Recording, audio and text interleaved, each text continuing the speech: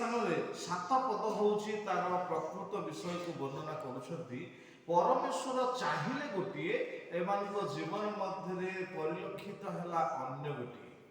ईश्वर चाहूले जे एमान जीवन मध्य जे प्रकार न्याय देखा किंतु न्यायर परिवर्ते उपद्रव देखा। उपद्रव अर्थ कौन जबरदखल को बुझाए। उपद्रव देखा जबरदखल कर विषय देखा। एवं द्वितीय विषय स्थान में प्रकाश करा जाए जेतेबेले से धार्मिकता निमंते चिंता कले किंतु ए स्थान में हाहाकार होची अर्थात क्रंदनर स्वर स्थान में देखा जाउची। सेमानक जीवन रे जहा उत्तम विषय करबा पे परमेश्वर चाहिए से समस्त हे पारिला नाही। सेथि पाई सेमानक उजागर करबा निमंते परमेश्वर निष्पत्ति नै अछंती। परमेश्वर चाहूथिबा विषयर अपोजिट जेतेबेले देखा गला और चाहूथिबा विषय देखा न जाए अन्य विषय जेतेबेले परमेश्वरकर सम्मुख रे ताको दृष्टिगोचर को आसिला सही समय रे ईश्वरकर एई आ डिसिजन विषय माने देखि पाउछु। कारण परमेश्वर से सर्व सृष्टिकर्ता एवं समस्त सृष्टिर एकमात्र से अधिकारी अटंती से मालिक अटंती ताहा माने बुझिबाक हेबो। एवं जो समस्त डिमरी वृक्ष विषय कुहा जाउछि डिमरी वृक्ष निश्चित भाव में ताहा इस्राएल लोक मानकु एवं आम पर विश्वासी मानकु ताहा इंगित करे। द्राक्षालता केवल ख्रीष्ट ही अटंती। तेणु द्राक्षा क्षेत्र में डिमरी वृक्ष को आश्रय दि जाइए आदि उत्तम फल न फलिला ताकू निश्चित भाव में काटिबार प्रतिज्ञा रही। प्रथम द्वितीय तृतीय वर्ष पर्यंत ताकू सुजोग दि जाइथिला। ता जीवन मध्य सुजोग दि जाइथिला विचारकर्ता मानकु नै। ता जीवन मध्य सुजोग दि जाइथिला राजा मानकु नै। ता जीवन में सुजोग दि जाइथिला भविष्यवक्ता मानकु नै। ए तीनटा सुजोग 3 वर्ष से मानकु दि जाइथिला। एथिरे कोनोसी व्यक्ति फलप्रद हे पाइले नाही। अल्टीमेट चतुर्थ सुजोग बा से चतुर्थ वर्ष अनुग्रहर वर्ष हिसाब रे आसुछि आ ए अनुग्रह ख्रीष्टंकर मध्यस्थित हेबादन प्रदान करा जाउछि। जदि ए अनुग्रह को मध्य जदि नजरअंदाज करा जाए या को मध्य जदि उपेक्षा करा जाए ताहेले तार शेष परिणाम अनंत नरक छड़ा आ कौनसी स्थान नाही। कारण परमेश्वर विचार को निष्पत्ति कर दे अछंती। ख्रीष्टंकर ए शेष अनुग्रहर कार्य परे अल्टीमेट जजमेंट केवल समस्त निमंते प्रकाश करा जीवन रही अछि। तेणु निष्फल जीवन यापन काटिबा आम निमंते बहुत परिणाम भोगिबार रही अछि। मिखा पुस्तक 7 अध्याय 1 पद।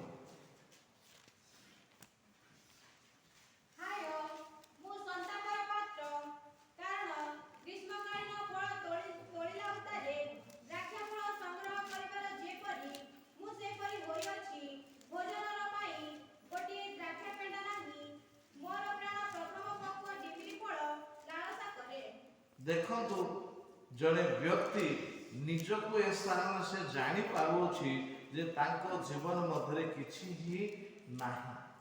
से जने शून्य व्यक्ति बोली से निजको अनुभव करि पारुछंती।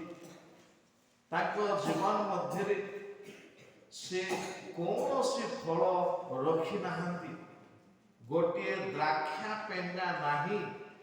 प्रथम फल पक्व डिमुरी फल ता पाखरे से लालसा करूछि अर्थात ता पाखरे ताहा भी नाही। जने विश्वासी जीवन रे यदि कौनसी फल नाही ताहेले ताहा बहुत दुखर विषय। निजे निजको खोजिबा दरकार। अनेक समय रे अन्य निकट रे फल खोजिबा पा माने आतुर किंतु निज ठारे फल अछि कि नै आमान को बुझिबा क्यों प्रकार फल आमान निकट रही। प्रथम फल को जड़े अन्वेषण करुछंती। द्राक्षा पेंडा से खोजी पाई पार नाहंती ଆଉ ଯୋଉ ସମୟରେ ଦ୍ରାକ୍ଷା ଫଳ ସଂଗ୍ରହ କରିବା ପରେ ସେ ଖୋଜୁଅଛନ୍ତି, ସେ ଏ ପ୍ରକାର ଲାଳସା ହେଉଛନ୍ତି କିନ୍ତୁ ପାଇପାରୁ ନାହାନ୍ତି। ଈଶ୍ୱରଙ୍କର ଆକାଂକ୍ଷା ସମୟରେ ଆମମାନଙ୍କ ଜୀବନ ମଧ୍ୟରେ କିଛି ଫଳ ରହିବା ନିହାତି ଆବଶ୍ୟକ। ପ୍ରଭୁ ସେଥିପାଇଁ ଯୀଶୁ କହିଲେ ନିହାତି ଆମମାନଙ୍କ ଜୀବନ ମଧ୍ୟରେ ଫଳ ରହିବ। ଫଳ ଶୂନ୍ୟତା ଆମମାନଙ୍କ ନିମନ୍ତେ କଠିନ ବିଷୟ ରହିବ। ତେଣୁ ପୁରାତନ ନିୟମର ପୃଷ୍ଠଭୂମି ହିସାବରେ ଜଣେ ବ୍ୟକ୍ତି ଖୋଜୁଅଛନ୍ତି ଯେ ଉତ୍ତମ ବିଷୟ ଜଣେ ବିଶ୍ୱାସୀ ଠାରୁ କିମ୍ବା ଇସ୍ରାଏଲ ଠାରୁ ପାଇବା ଉଦ୍ଦେଶ୍ୟରେ, କିନ୍ତୁ କିଛି ମଧ୍ୟ ସେ ପାଇପାରୁ ନାହାନ୍ତି। ତେଣୁ ଯେତେବେଳେ ଚତୁର୍ଥ ବିଷୟକୁ ଆସୁଅଛି ବା ଚତୁର୍ଥ ବର୍ଷ ବିଷୟ ଗୋଟେ ସୁଯୋଗ ଦିଆଯାଉଅଛି, ଏହି 3 ବର୍ଷ ମୁଁ ଆସି ଏଥିରେ ଫଳ ଖୋଜିଲି କିନ୍ତୁ ପାଇଲି ନାହିଁ। ତେଣୁ ଏହାକୁ କାଟି ପକାଇବାର ନିଷ୍ପତ୍ତି ନିଆଗଲା। କିନ୍ତୁ ଶେଷ ସୁଯୋଗ ପାଇଁ ଯେତେବେଳେ କୁହାଯାଉଅଛି, ମଧ୍ୟସ୍ଥିତ ଭାବରେ ଖ୍ରୀଷ୍ଟ ଯେତେବେଳେ ଆସୁଅଛନ୍ତି, ସେ ମଧ୍ୟସ୍ଥିତ ହେବାରୁ ଆଉ ଗୋଟିଏ ସୁଯୋଗ ଦିଆଯାଉଅଛି। ତେଣୁ ନୂତନ ନିୟମରେ ସେ ସୁଯୋଗ ବିଷୟ ଯେତେବେଳେ ଆସେ ଯେ ତାହା ସେ ସୁଯୋଗରେ ପରମେଶ୍ୱର ସିଧାସଳଖ ଖ୍ରୀଷ୍ଟଙ୍କ ଦ୍ୱାରା ଦଣ୍ଡ ଘୋଷଣା କରିଦେଉଛନ୍ତି। ପୁରାତନ ନିୟମର 2ଟା ସ୍କ୍ରିପ୍ଚରରେ ଆମେ ଦେଖିଲୁ ଯେ ଯେଶାୟା ପୁସ୍ତକ ଏବଂ ମିଖା ପୁସ୍ତକ ମଧ୍ୟରେ ଈଶ୍ୱର ଖୋଜିଲେ, କିନ୍ତୁ ସେ କେବଳ କହିଥିଲେ ଯେ ସେମାନଙ୍କ ଠାରେ ଉଜାଡ଼ର କାର୍ଯ୍ୟ କରିବା ପାଇଁ, କିନ୍ତୁ ପ୍ରଭୁ ଶ୍ରୀଖ୍ରୀଷ୍ଟ ସିଧାସଳଖ ଘୋଷଣା କରିଦେଇଅଛନ୍ତି, ଯାହା ଆମେ ମାଥ୍ୟୁ ଲିଖିତ ସୁସମାଚାର 21 ଅଧ୍ୟାୟର 18-19 ପଦରେ ଯେହେତୁ ସକାଳେ ସେ ନଗରକୁ ବାହୁଡ଼ି ଯିବା ସମୟରେ କ୍ଷୁଧିତ ହେଲେ, ଆଉ ବାଟ ପାଖରେ ଗୋଟିଏ ଡିମ୍ବିରି ଗଛ ଦେଖି ତା ପାଖକୁ ଗଲେ।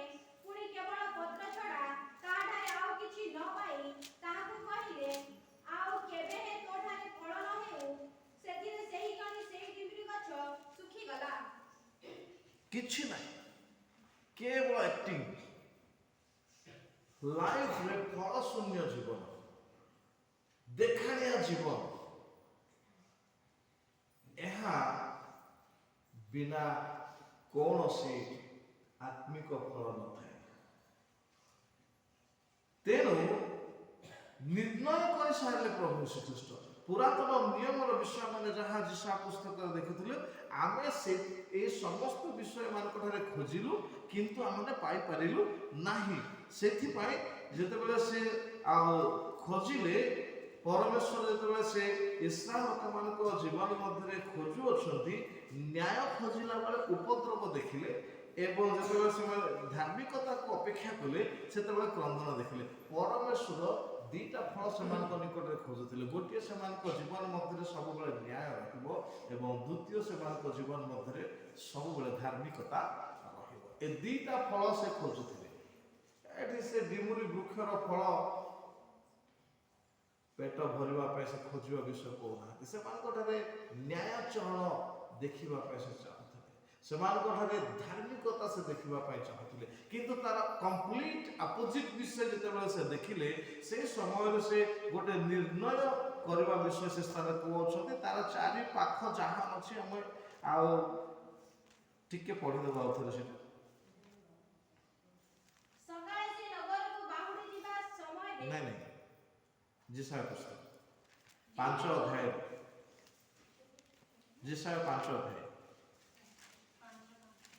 ଏଣୁ ଏବେ ଶୁଣ, ମୁଁ ଆପଣା ଦ୍ରାକ୍ଷାକ୍ଷେତ୍ର ପ୍ରତି ଯାହା କରିବି ତାହା ତୁମମାନଙ୍କୁ ଜଣାଇବି। ମୁଁ ତହିଁର ବାଡ଼ କାଢ଼ି ପକାଇବି, ତହିଁରେ ତାହା ଗ୍ରାସ କରାଯିବ। ମୁଁ ତହିଁର ବେଢ଼ା ଭାଙ୍ଗି ପକାଇବି, ତହିଁରେ ତାହା ଦଳିତ ହେବ।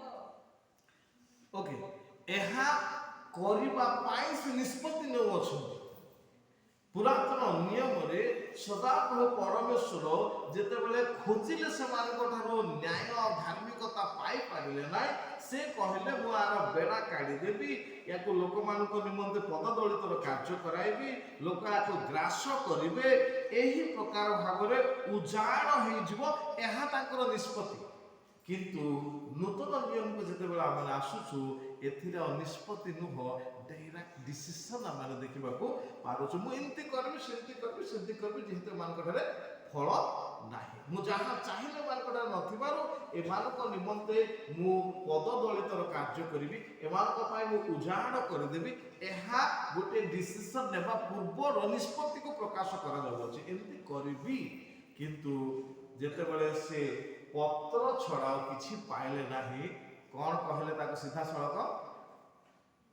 ଏଇଟା ହେଉଛି ଡିରେକ୍ଟ ଜଜମେଣ୍ଟ ଦିଆଗଲା। ପଢିଦେବ ସେ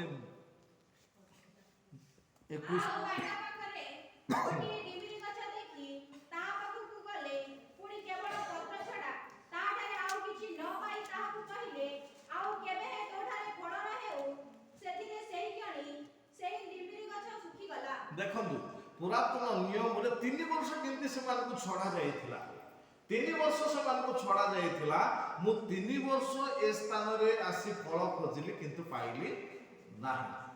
ଅର୍ଥାତ୍ ସେମାନଙ୍କ ନିମନ୍ତେ ବିଚାରକର୍ତ୍ତାମାନଙ୍କୁ ଦିଆଗଲା, ସେମାନଙ୍କ ନିମନ୍ତେ ରାଜାମାନଙ୍କୁ ଦିଆଗଲା, ସେମାନଙ୍କ ନିମନ୍ତେ ଭବିଷ୍ୟତ ବକ୍ତାମାନଙ୍କୁ ଦିଆଗଲା। ଆଉ ସେ ସମୟରେ ଗୋଟେ ନିଷ୍ପତ୍ତି ବିଷୟ ହିଁ କୁହାଯାଉଅଛି, ଏମାନଙ୍କଠାରେ ମୁଁ ଏହା ଚାହିଁଲି କିନ୍ତୁ ପାଇଲି ନାହିଁ। ତେଣୁ ଏମାନଙ୍କୁ ଉଜାଡ଼ କରିବା ପାଇଁ, ଏମାନଙ୍କୁ ପଦଦଳିତ କରିବା ପାଇଁ, ଗୋଟେ ନିର୍ଣ୍ଣୟ କରିବା ପାଇଁ ସେ କହିଲେ। କିନ୍ତୁ ଯେତେବେଳେ ଅନୁଗ୍ରହରେ ଗୋଟିଏ ଶେଷ ପର୍ଯ୍ୟାୟ ପ୍ରଦାନ କରାଯାଉଛି ଖ୍ରୀଷ୍ଟଙ୍କ ଦ୍ୱାରା, ଅର୍ଥାତ୍ ଲାଷ୍ଟ ଚାନ୍ସ, ଏହି ବର୍ଷଟି ଏହାକୁ ଛାଡ଼ି ଦିଅ, ଏହାର ଚାରି ପାଖ ଖୋଳି ଖତ ଦେବି, ଫଳ ହୁଏତ ଭଲ, ନହେଲେ ଏହାକୁ କାଟି ପକାଇବେ। ଏହା ହେଉଛି ଶେଷ ଡିସିସନ୍। ଆଉ ଯୀଶୁ ଖ୍ରୀଷ୍ଟ ପ୍ରତ୍ୟକ୍ଷ ପ୍ରମାଣ ସେ ସ୍ଥାନରେ ଦେଖୁଛନ୍ତି।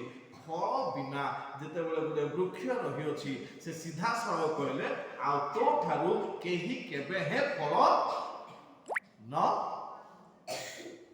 ଆଉ ଇମିଡିଏଟ୍ ସେ ଗଛ ଶୁଖି ଯାଉ।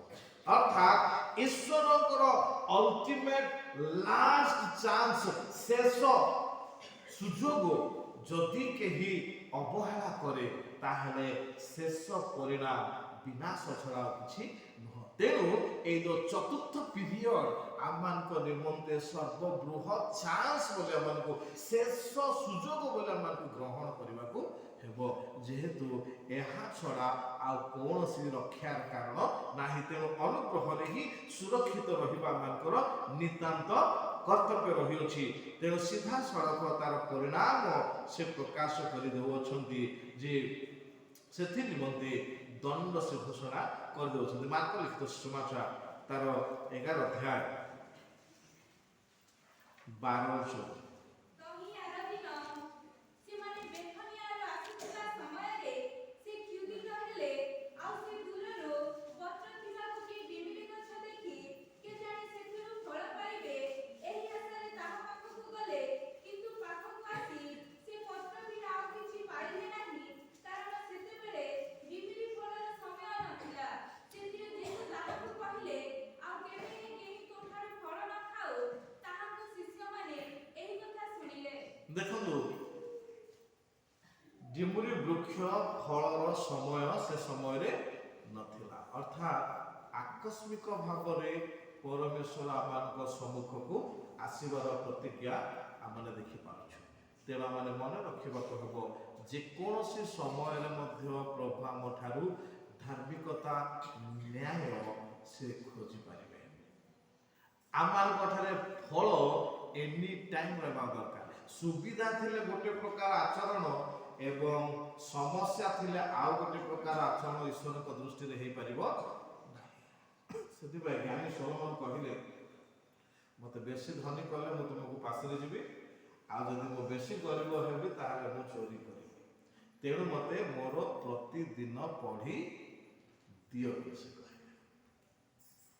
ଯେହେତୁ ପ୍ରତି ମୁହୂର୍ତ୍ତରେ ଆମମାନଙ୍କ ଜୀବନ ମଧ୍ୟରେ ଆମମାନଙ୍କର ଆଚରଣ ସମାନ ଥିବାକୁ ପଡ଼ିବ। ଗୋଟିଏ ସମୟରେ ଗୋଟିଏ ପ୍ରକାର ଆଚରଣ ଆମମାନଙ୍କ ନିକଟରେ ରହିବାକୁ ହେଇପାରିବ ନାହିଁ। ସବୁବେଳେ ଖ୍ରୀଷ୍ଟଙ୍କ ଆଚରଣରେ ଆମମାନଙ୍କର ଜୀବନଯାପନ ରହିବା ନିହାତି ଆବଶ୍ୟକ।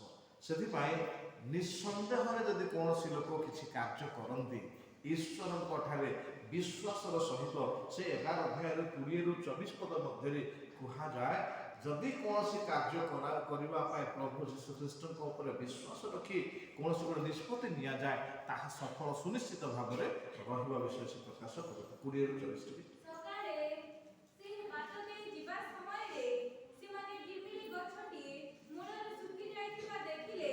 ସେଥିରେ ପିତର ପୂର୍ବ କଥା ସ୍ମରଣ କରି ତାହାଙ୍କୁ କହିଲେ, ହେ ଗୁରୁ, ଦେଖନ୍ତୁ ଆପଣ ଯେଉଁ ଡିମିରି ଗଛକୁ ଶାପ ଦେଇଥିଲେ ତାହା ଶୁଖିଗଲାଣି।